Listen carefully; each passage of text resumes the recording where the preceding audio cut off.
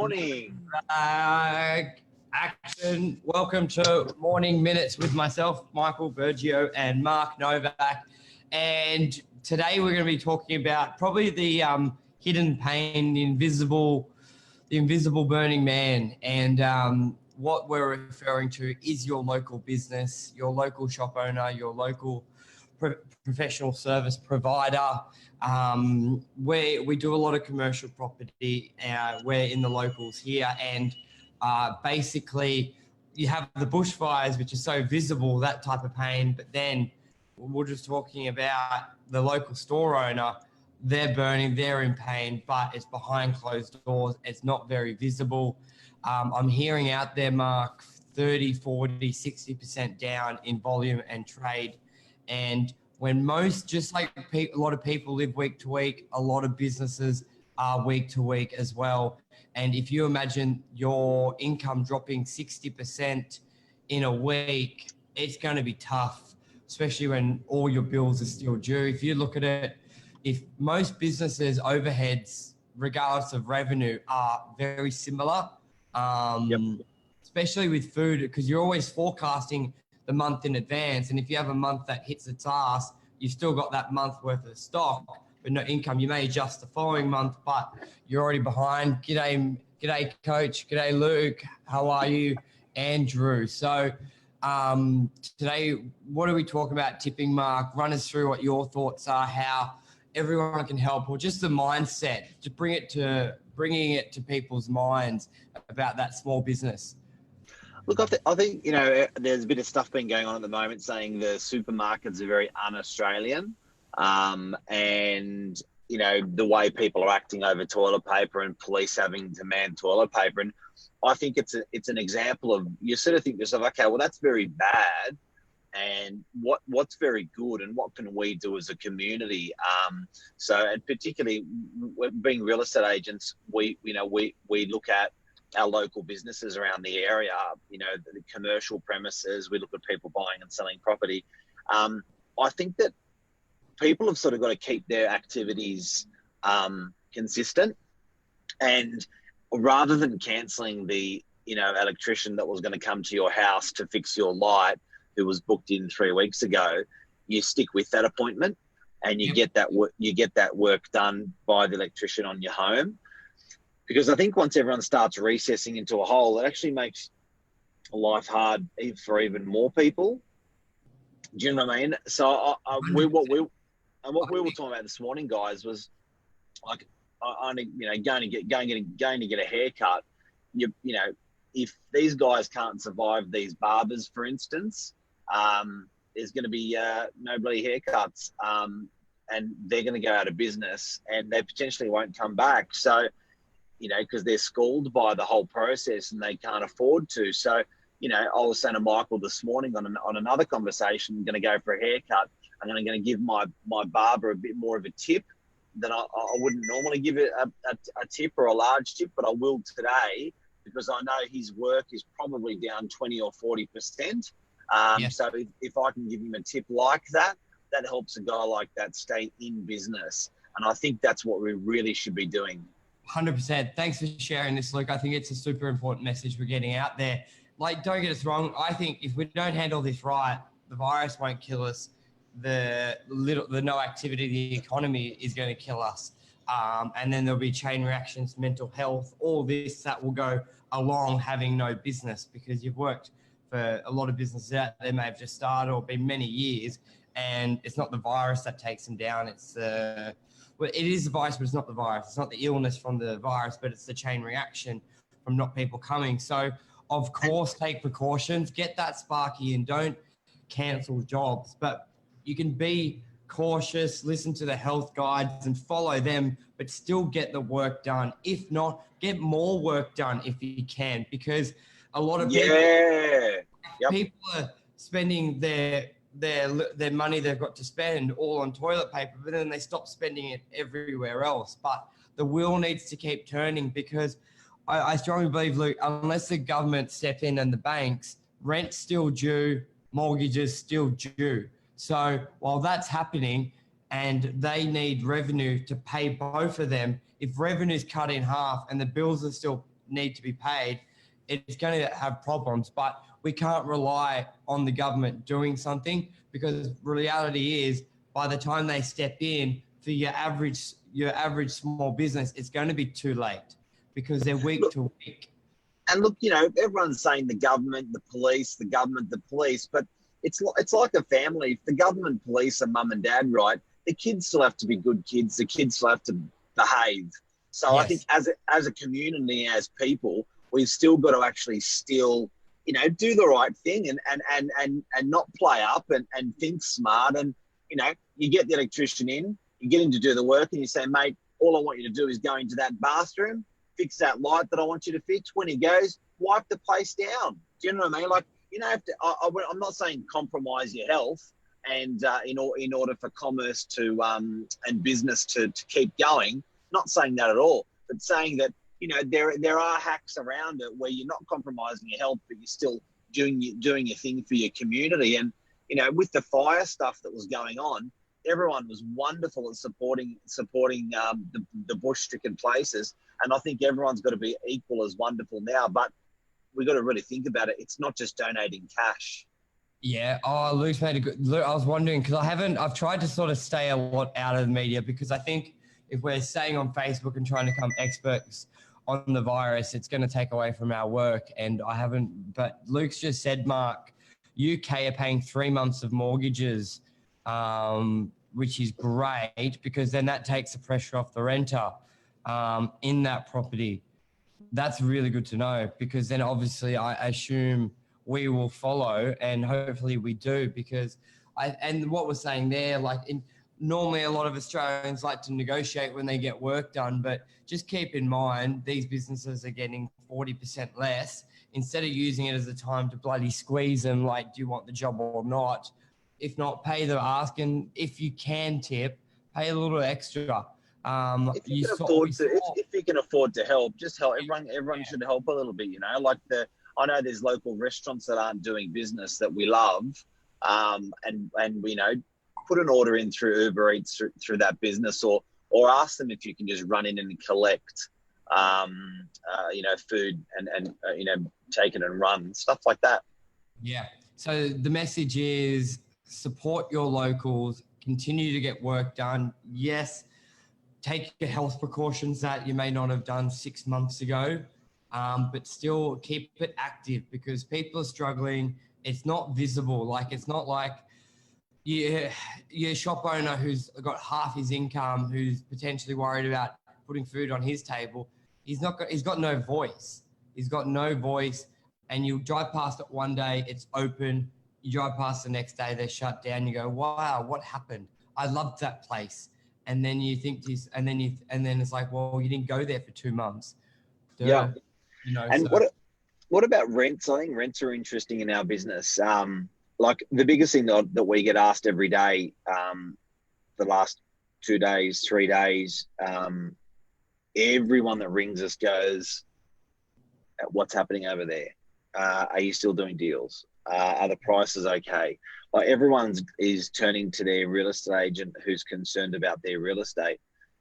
And they're all asking the one question is, what are you seeing? What are you doing? What are you seeing? And even with rents, like we're seeing, we're starting to get tenants saying, look, we've been affected by Corona. What are we doing on our rents? And I think until there's an official mandate from government on how to handle this situation, we can't be making calls.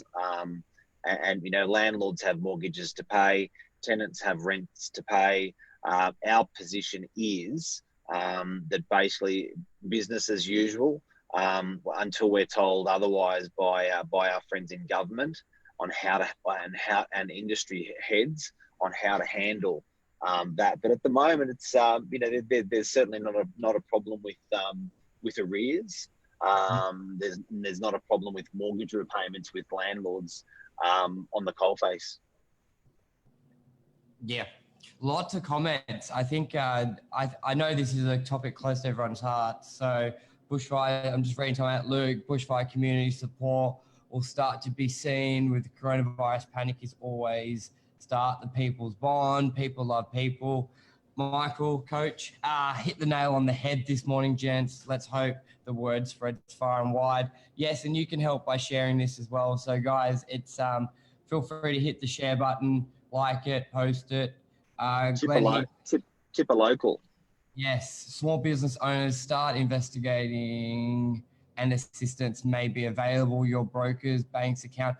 That's a good one as well. Like, speak with your business manager, your bank. You may be able to, I don't know, get a redraw facility. You may be able to. I remember one thing Mark Conway, our broker, said. He said a lot of people put their head in the sand when times are tough and they don't communicate with their bank. They don't communicate with their landlord, more their bank we're sort of referring to here, and just say, what can you offer? I don't know if they can offer anything, but I remember he said, speak to the bank. They do have some sort of concessions over a period if you're hardship, I think it is. So instead of putting your head in the stand and just getting these sort of late notices, termination, put your hand up with your provider and just say, what can they offer? Because we can't rely on the government stepping in, because by then, for a lot of businesses, they won't be there. So I think that's a good one there. He's great advice. Get ready, get prepared. Correct. Wait for the government to advise on mortgages and rent. Same as us for investors. Tip a local. That should be the hashtag, Luke. Hashtag tip a local. Hashtag tip a local. But, with mortgages, I think it's a good idea to put a call in and just say, hey, can I add another year on top of my mortgage and pause this year? Or, something like that, where there's actually a queue at Discount Warehouse, at Chemist Warehouse. What are people queuing there for? But yeah, I think talking to the banks are actually pretty cool. They're still going to make just as much money if you pause your mortgage. So if you pause your mortgage for 3 months or 6 months, they're still going to make as much, because you're still going to pay it back and with interest, even more interest. But probably a good conversation to have, particularly if you're being affected at the moment. And like you said, don't bury your head in the sand. Do it sooner than later. Yep. Okay. Anything else you want to add on this morning, Mark? Tip a local. Businesses that we're seeing that are being affected, that are not being reported. Yes. Very important one. Eyelashes. Yeah, the local eyelash lady just closed shop until further notice. Can't get eyelashes done. I get my eyelashes done. Yeah. But no, on a serious note, that is a business that has been affected because it's contact. It's a contact business. That's exactly like any business. There's so many out there that are heavy. I even look at myself with physios and chiropractors and things like that. There's a lot we do that's heavy contact. Gyms, and I think what sparked this was I read a post, basically, don't pause your membership, don't hold your gym membership now, because if you do it now, they won't be there. Like, a lot of business owners are the same as a lot of people. It's not like you open a business and you're rich and you're wealthy. A lot of it is still week to week, month to month, offering a service.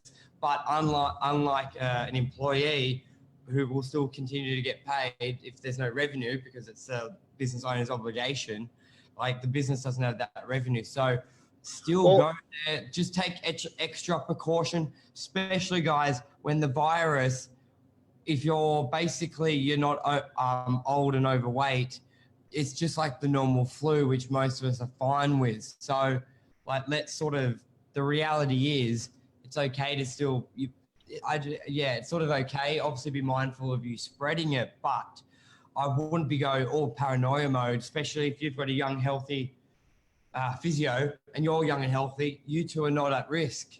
So don't just stop having those interactions. Yeah, I saw that week shut down for jiu-jitsu. One of the gyms, they've done 2 weeks closure, but they've reduced the rate by 50%, what the members have to pay while it's closed, but then they will continue while it's open. So if it's closed for 2 weeks, then they'll do it open for 2 weeks. It'll be 50% for 4 weeks. So the members aren't losing in the long run. They're getting the same, but you still got that cash flow because, guys, the gym still has to pay their rent. But, I think people got to hunker down a little bit, and even if we, I guess we're speaking about we're super local. We're not a CBD area where we are. We're northern beaches of Sydney. We're super local, and I think super local. We've got the ability to support each other, but I think we've got to understand that not to spook each other out, because the more we spook each other out, it's often going to be counterproductive than productive. I get the productive part of hygiene and small groups and that, but people have got to get there's a counterproductive part that's just going to kill off great businesses. So in order to promote it, we're just saying, like, tip your local, the guys that you love, give them more work, or give them a little bit of a tip on top that you normally give them, because you love them. This is true. Alrighty, guys. Anything else you want to add on to that, Mark? I think it's a great message.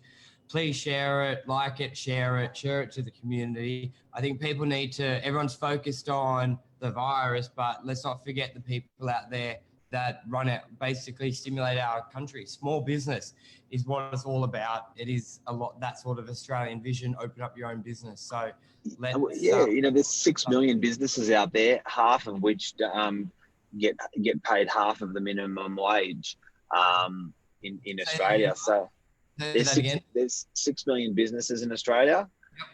Half of those businesses make 50% of the minimum wage. If the minimum wage is 80 grand, they make 40, or half of them make up of the people who are on minimum wage? The first part. So if a minimum wage in Australia is 55K, these guys are running their small business on 25, 30K. Yeah, so guys, you can't be not going there. So morning, Lisa. Joining us. This is a great the lovely Lisa. I was talking about her eyelashes this morning. She was, but everything's going to be okay, Lisa Novak. Yeah. But Lisa, are you sure you want Lisa to be watching this one? Spend. But in all seriousness, that's businesses like that support our community, and when those businesses are not around, everything changes. Do you know what I mean? So that's just one example. To give you an example, you would just never think that there's someone like that having to pay their mortgage. They've got kids depending on the business. They've got mortgages depending on the business, and it's damning. It's damning that they're having to close. So just everyone should have a really long, hard think about industries and businesses that they can support. Because if you retract your money out of that industry or that business, you're going to send them crashing. What are you laughing at? Lisa, I've been spending for a long time in preparation. Good on you. You're doing your part. Well done. Yeah, she does. She definitely does. Support a local, tip a local. Have a great day. Hopefully we helped some business members around our community with this advice. If people can share this advice, it would be great. That's our takeouts from today. Beautiful. Thanks, everyone. See everybody. Bye.